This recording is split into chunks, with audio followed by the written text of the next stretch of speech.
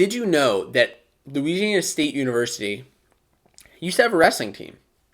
Now, of course, if you were around watching wrestling or you were a wrestler in the 70s, 80s, you probably knew that LSU had a wrestling team, as well as many other SEC schools. But if you're a young guy like me, maybe you didn't know that. So I'm going to tell you all about Louisiana State University's best wrestler. I thought this was a very interesting topic right now, mostly because LSU is doing so well in football. So let's talk about how their wrestling team used to be. Now, one of their best reigns as a team, if you want to call it a reign, was under Larry Shakitano. Shakitano won 7 conference titles as under LSU, SEC titles, and 2 8th-place finishes at the national tournament.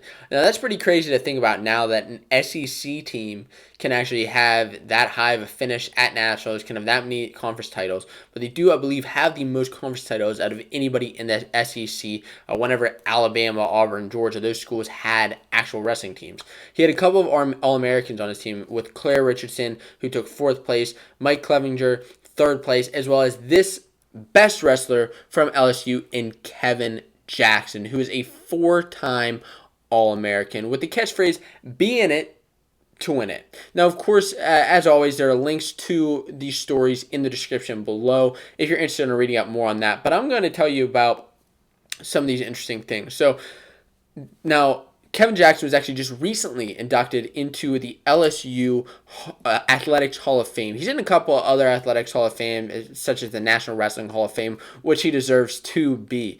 But it's interesting that he is from LSU. So what's interesting about him is that he was actually only at LSU for 3 years. Why was he only there for 3 years? Well, that's because the school cut the program. Is that big of a surprise? No, because it's a football school, and the SEC a lot of times is in it for the money, and if other sports aren't making the money, they're going to cut them. So, but that's another topic for another time.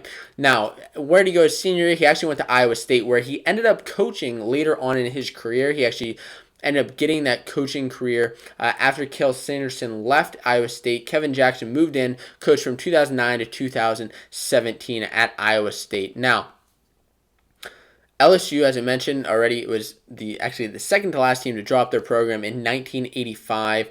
But before that time, there were 36 national qualifiers over 11 years, from 70 to 81, I believe it was, sometime around there.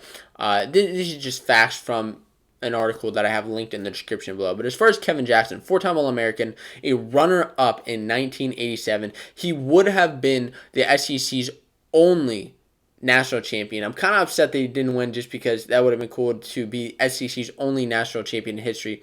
But he was a runner-up at 167 pounds with a 33-1 senior year record.